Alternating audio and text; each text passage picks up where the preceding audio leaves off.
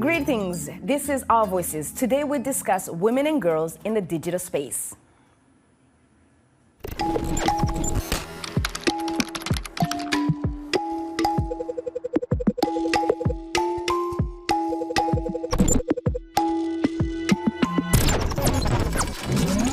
In the digital age, our systems still perpetuate bias, inequality, and violence in the lives of women and girls.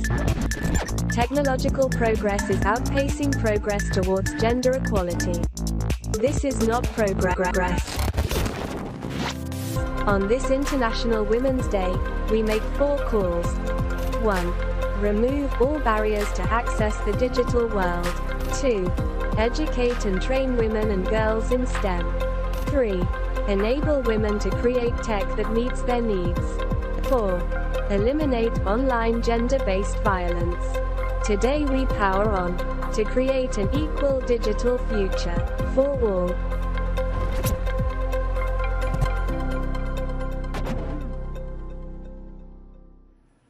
This year's UN International Women's Day theme is Digit-All, Innovation and Technology for Gender Equality. Hello, I'm Oriani Tangishaka. On today's program, we'll examine the progress and the challenges for women and girls in the digital space on the continent. With me in the studio is my colleague Siminyesh Yakoye. Amina Aliyu is off. Also with us is Mrs. Rebecca Enonchong, founder and CEO of AppTech, a digital enterprise for application solution. They provide, implement, and training in application management services for companies. She will help us better understand the challenges women and girls face in the digital space, propose some solutions, and share with us some tips for success in this field. Let's get started.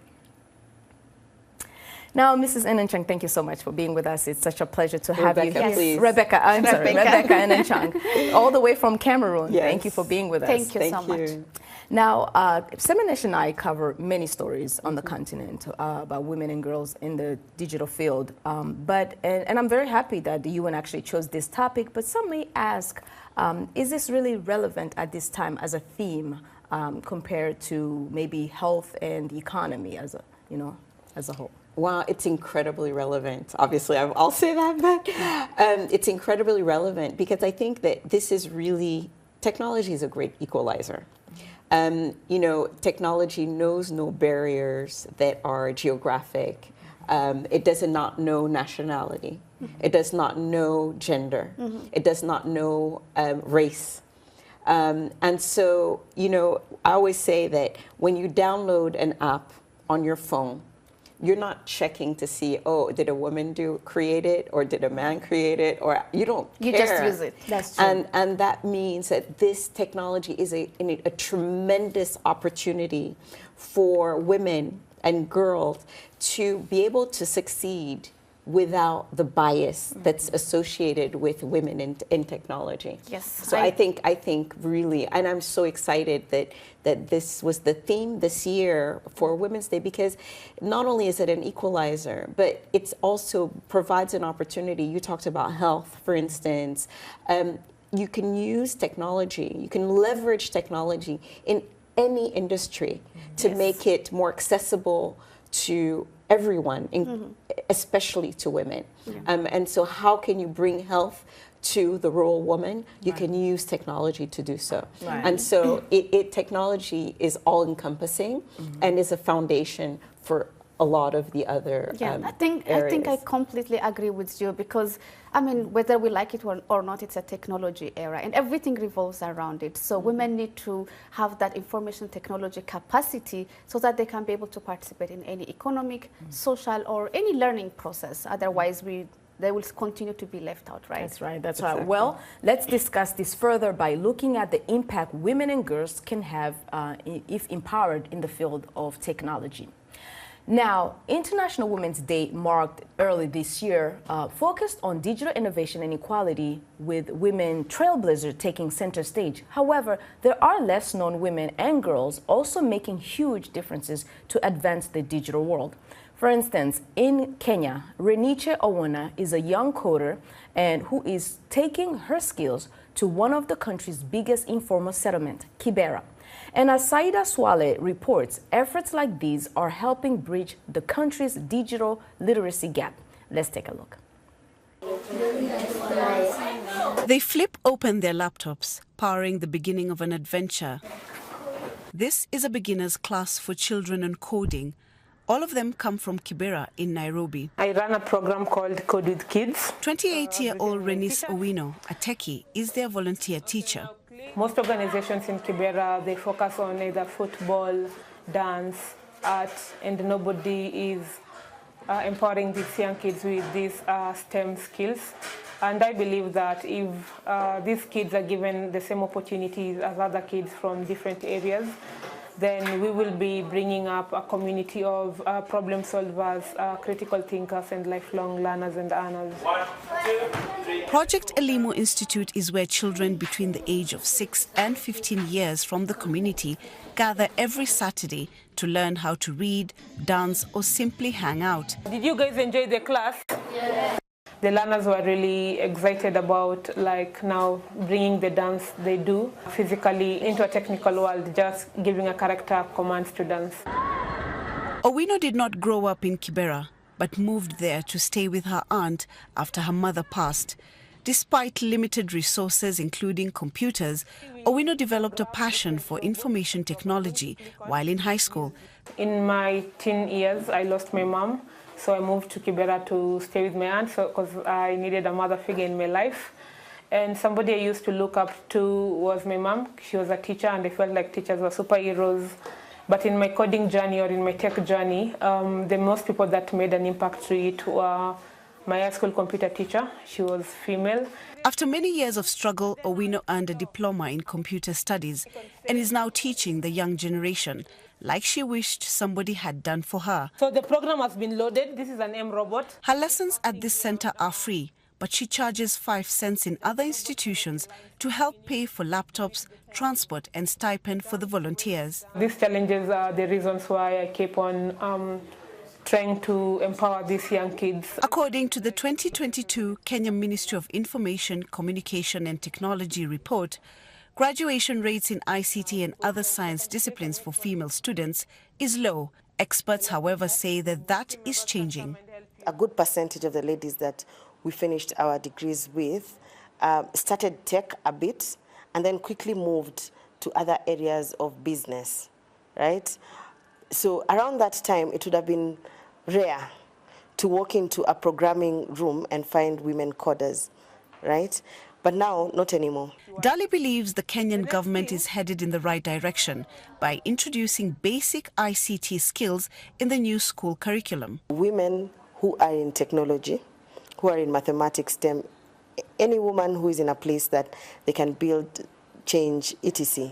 I think every woman who is in such a position needs to make it easy for the ones coming after her to sort of ease into it. Moving forward, I feel like things are changing and it's becoming more friendlier for women.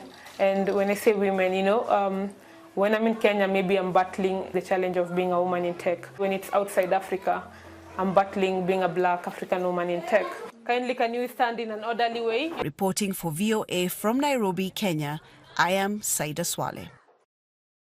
Thank you so much, Saida Swale, for that report. Now, here is perhaps a demonstration of the saying, if you educate a woman, you educate a nation. And that's being displayed here in this story. Now, Mrs. Enonchang, how can advocacy be done in a way for government's political will to really focus on efforts that would bring women and girls into the digital space? I think a lot of it has to do with perception. For some reason, when young girls are in school, they are not specifically expected to enter STEM, right? So math, for instance, is often thought of as more a male subject. What we have found is on the ground, and there's been research that's been done, is that, for instance, there's a tablet program for learning, early learning for reading and math. and each child is given a tablet and 40 minutes to go through the lessons. And what we have found through research associated with that is that the results of the girls and the boys is identical.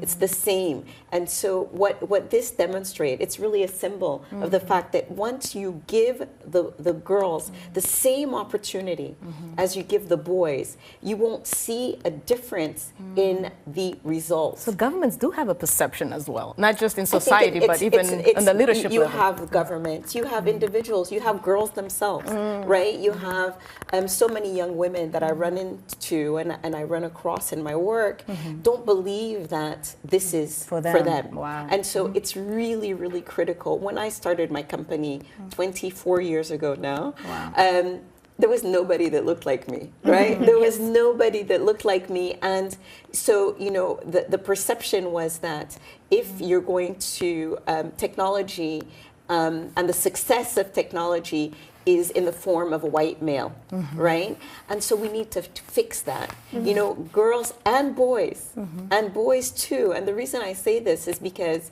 then they're going to take those biases into their adulthood, right? So all children need to see figures of success that look different than a white male, right? So the more and more, and it's important, thank you for having me today, but it's really, really important to promote and showcase success in technology that's not just white male, so right? What you're that doesn't saying just look like Mark Zuckerberg. So given the opportunity, women can excel, and they have the capacity to excel in the field, right? So absolutely. Does promoting equity in the digital space, does it also help promote equity in other fields? Absolutely, because when you see leadership in a woman, right? If you see a woman leader, all of a sudden you're like, women can run things. Right? And so, of course, that's going to translate. Of course, that's going to translate. And I love the fact that, you know, today there's a lot of, you know, we blame social media. A lot of, it's become very popular to hit on social media for the abuses. But you know, women are given a voice. Like, I use Twitter a lot. I'm Africa Techie on Twitter. And what I find is that it lets me speak to an entire world of people. And gosh, how powerful technology has become in our lives. It's so powerful. And we can do so much with just a small little device. And so I think that it's transformative. And so not only are women, you know, and this year's theme, encouraging women to get involved in STEM, but also the fact that we have technology that can assist women and can help women with, you know, have a stronger voice. Yep, we are going to continue discussing this, but now it's time for a break. When we return, we will discuss some concrete steps to integrate more women in the digital space. We will hear from young women on the streets of Kampala on what they think should be done. We invite you to share your thoughts on how more women and girls can be digitally connected. We are on Facebook, Instagram, and Twitter at VOA Africa. We are also on WhatsApp, and our number is country code +1 2025 503 9025. Stay with us.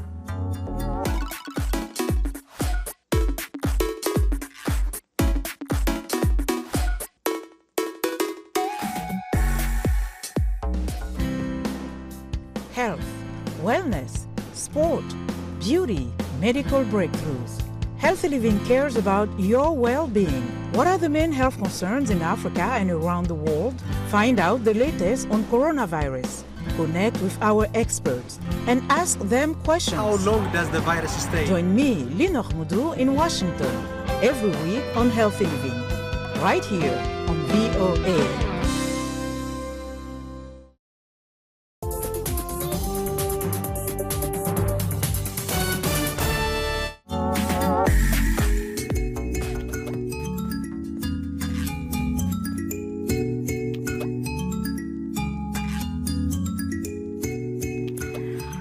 Welcome back. You're watching Our Voices. We're discussing this year's UN International Women's Day theme, Digital, Innovation and Technology for Gender Equality. As we look at ways more and more women and girls can thrive in the digital age, we have with us Mrs. Rebecca Enenchong, founder and CEO of AppTech, all the way from Cameroon. Thank you so much for being with us. Ms. Enenchong, can you give us some tips? I know the show is very short, but just some tips that women can take with them as they decide or as they are in the digital world, just to help them succeed. Listen, there's two things, right? There's of course, we want more and more women to enter the field of technology, to become software engineers, to start developing innovation with that women touch, you know, like with that sensitivity we have as women. We want to encourage that. But we also want to encourage women in all sectors to use technology to grow their business, to grow their lives, to help educate their children. You know, we have a program in Cameroon. There's the technology hub that I created, founded about 12 years ago now, called Active Spaces, so African Center for Technology, Innovation and Ventures. And so these are centers that we have created for young entrepreneurs to come, and we support them. And we opened our latest center in a rural area in the west of Cameroon called Bangante. And we have a program that we developed there for rural women that aren't engineers, that aren't technology. Most of them don't have a lot of schooling, but they have restaurants or hair salons or very small businesses. And what we did is we supported them by showing them how they could grow their business using technology, right? So how can you sell online? And so we provided them with mobile phones and paid for their internet connection for a year because it's so critical that they have that access, and then showed them how they could receive money, get orders via using technology, how they could receive money via technology. And so, yeah, that's one of the programs. And so you see that technology isn't just for technologists. That's amazing. You're actually fighting digital poverty. And let's hear really quick the executive director of UN's Women and what she says about what women should consider in fighting digital technology. Let's take a look. We now have a new form of poverty confronting the world. Digital poverty is growing and intensely gendered. Technology and innovation are game changers. They offer huge potential benefits. If used widely, they can bring us back on track for the SDGs and a more peaceful world. If misused, they can derail our efforts. This is the choice. As I said, technology and innovation are enablers. What they enable is up to us. We already see the benefits. Social media, blockchain, and open source technology have aided relief works following the earthquakes in Turkey and Syria. Women farmers across Africa and Latin America are seeing their livelihoods transformed with digital tools. Across the world, mobile banking has connected women to their own bank accounts, unlocking both financial inclusion and economic opportunity. Let's go back to what you were saying earlier about using digital tools to fight digital poverty. Digital poverty, right? So women in the continent especially, more women are in the rural areas. So how do we incorporate those women in the digital space and also help them, you know, come up strong in economies? A program like the one I just described that we run at Active Spaces, and we're actually trying to scale that program out throughout the continent through an organization called AfroLabs. AfroLabs is a network of technology hubs across the continent. We started in 2011 with 5 member hubs. Today we have 400. Over 52 African countries are covered, supporting a community of over 1.5 million technology entrepreneurs. And so this organization will then deploy a similar solution in the rural areas in all of the 52 different countries. How can we scale out projects? And so it's not just governments. You know, governments are part of the answer, but there are organizations that are grassroots organizations. And let me tell you that AfroLabs is run by women, right? So for a long time, it was actually still is majority women on the board of directors. So I think it's really important also that because of the sensibility responsibility. As I said, like there's something about being a woman leader, and that you can think of these solutions that a man might not consider. So I think that's just an example of how you could go about doing it. If I have a suggestion for governments, find a way to make internet access cheaper, more accessible. Because I think that was what really is what the revolution is about. The internet is the oxygen for the innovation entrepreneur. And so if you make a lot of more of that oxygen available, you will see, because we see innovation has no barrier, right? We see innovation coming from everywhere and everyone. So true. And so if we want to support that innovation, we need to make the tools available to those innovators. Exactly. But in addition to access, I also say that you need to bring also the skills, right?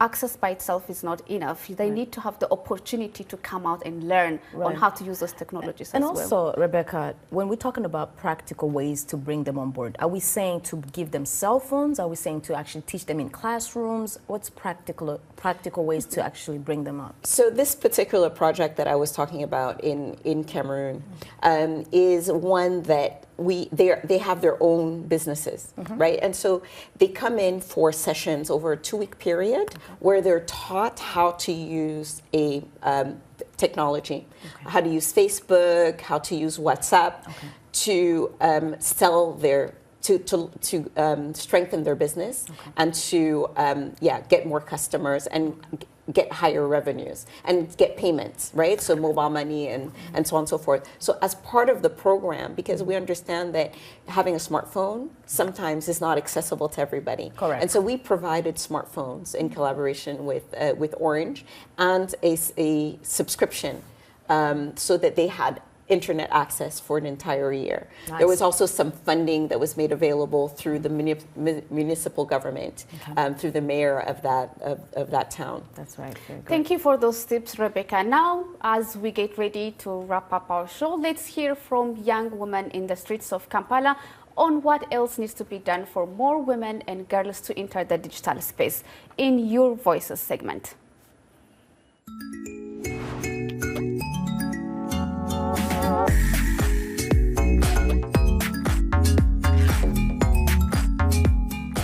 For me, I feel like the very best way we can have more and more girls have access to digital technology is if we focus on the biggest influence in the world, and that is education. The reason as to why I have a bit of knowledge on how to use a computer, how to use a phone, is because I went to school. It's not because of where I come from, my home background, but because I've been able to go to school. So if we can have the government give more access of education to girls, then we can have them access most of the technology that they may not be able to access while at home. I believe that for more women and girls to join the digital world, it is important for them to embrace the digital world in terms of being creators, but rather than being consumers. We have so many programs, we have so many opportunities that have been put in place for women to enjoy the digital world. So I feel that currently more and more effort should be pushed on encouraging more women to consume digital technology in terms of social media, in terms of creating their own content through podcasts, through YouTube channels, and to ensure that all this is put out for the world to see. More and more girls can gain access to digital technology through mentorship programs that allow for participation and access to digital devices, as well as provide education to those that may not be able to access it.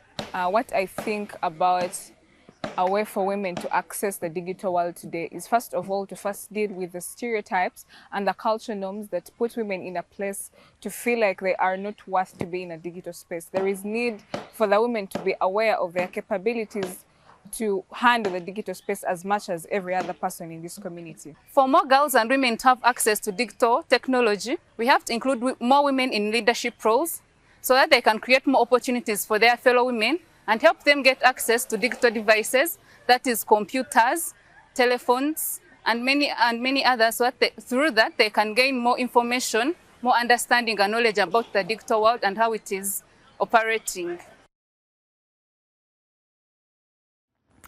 Now, that's really interesting, young women providing solutions. Now, we share with you, before we wrap up, another very intelligent young African woman making great contribution to the technology field in our Women to Watch segment. Dr. Fazi Zauna Maina is an associate research scientist in the Hydrological Science Lab at the NASA Global Space Flight Center. She was born in the West African nation of Niger and is the first Nigerian woman to work for NASA. She was listed as a 2020 Forbes 30 Under 30 ranking and by New African magazine as among the 100 most influential Africans. She spoke to our colleague, VOA's Africa 54, Esther Gidewi-Eward. This is what she had to say.